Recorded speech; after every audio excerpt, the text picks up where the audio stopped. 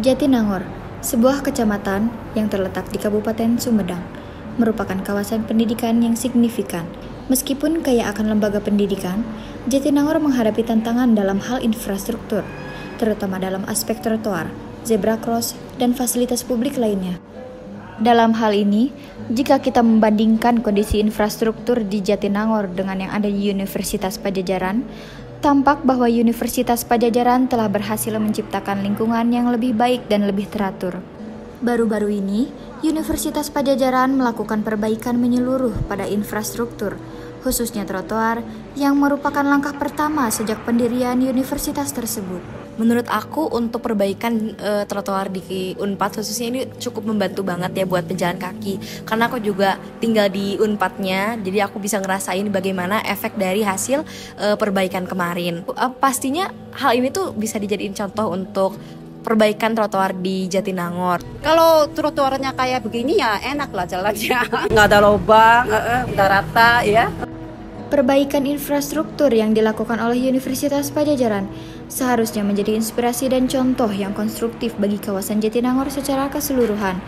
Dengan adanya peningkatan fasilitas tersebut, diharapkan dapat mendorong peningkatan kenyamanan dan keselamatan bagi seluruh pengguna jalan, serta mendukung perkembangan wawasan pendidikan yang lebih baik di Jatinangor. Jatinangor saat ini menghadapi tantangan terkait infrastruktur, khususnya pada kondisi trotoar yang kurang memadai.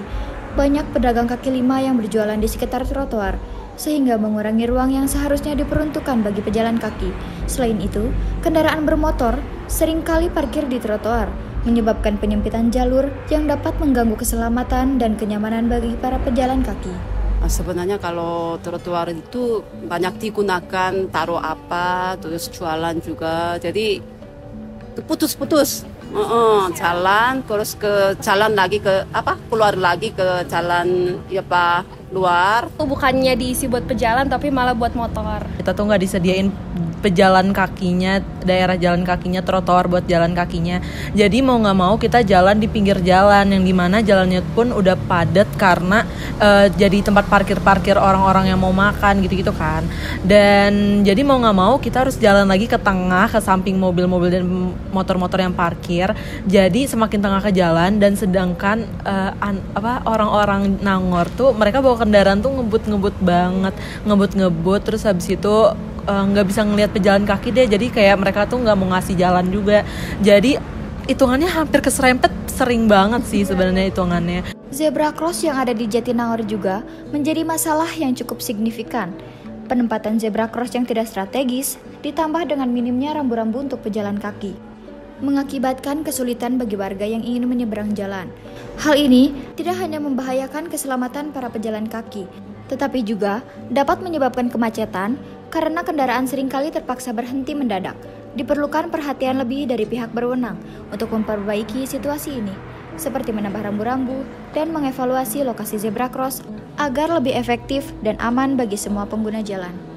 Di depan ITB, zebra cross depan ITB itu kan benar-benar setelah belokan kan. Jadi kayak kita udah nggak bisa ngelihat mobil yang lewat, tahu-tahu bisa aja ke sosor sama kendaraan. Infrastruktur yang kurang memadai, khususnya trotoar, mengakibatkan kesulitan bagi pengguna dalam mengaksesnya, termasuk orang tua, remaja, anak-anak, serta penyandang disabilitas.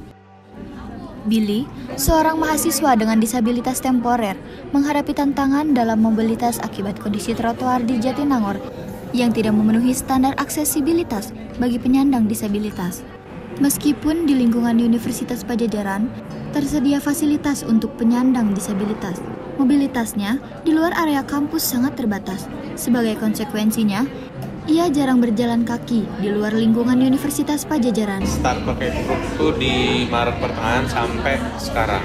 Jujur kalau untuk saya sendiri kalau buat pakai trotoarnya emang jarang karena kemana-mana mobilisasi naik mobil atau motor. Saya pernah sih jalan di daerah Cikuda di situ, di trotoarnya batu-batunya nggak masuk, nggak tersusun dengan baik gitu. Jadi buat saya yang pakai tongkat itu nyusahin.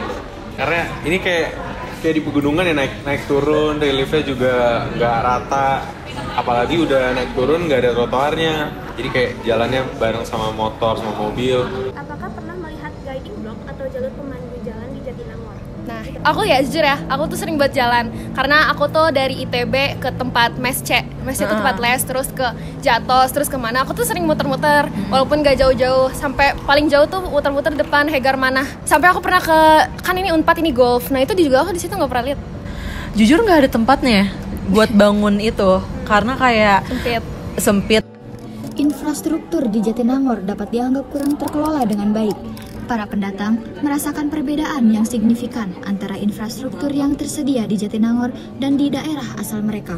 Kalau di Depok tuh, pertama trotoarnya emang lega, mungkin karena emang jalannya juga lega ya. Terus ada kayak pembatas-pembatasnya yang buat motor, jadi motor nggak bisa lewat trotoar, dicet ulang, ya trotoar lebih mulus gitu. Aku udah tinggal lama juga di Tasik, terus aku udah ngerasain gitu bagaimana fasilitas untuk pejalan kaki di sana. Jadi menurut aku lebih memadai yang di kota aku sendiri. Karena di sana tuh udah lebih teratur ya menurut aku, meskipun masih banyak pedagang kaki lima, tapi untuk khusus pejalan kaki tuh masih ada gitu dibandingkan dengan Jatinangor gitu. Jatinangor tuh menurut aku masih padat, entah itu sama pedagang kaki lima, entah itu sama pengendara. Kalau menurut aku sih pertama, kalaupun kita deket-deket ya, tapi harus kayak adain semacam bus stop gitu loh. Entah itu bus stopnya tuh cuman buat kita berhenti doang, kayak paling cuman tulisan apa yang berdirinya itu doang. Dan kayak, itu kan nggak gitu kelihatan. Semoga aja di Nangor ada trotoarnya gitu lah. Karena sebenarnya di depan IPDN, depan ITB, depan Unpad tuh udah bagus sebenarnya, udah ada trotoarnya kan. Tapi kan kayak jalan one way gini, kita nggak jalan di daerah sini aja. Kita juga mau ke Caringin, mau ke Cilengsi, mau ke Gelis. Jatinangor merupakan daerah yang cukup strategis bagi para mahasiswa dalam menempuh pendidikan.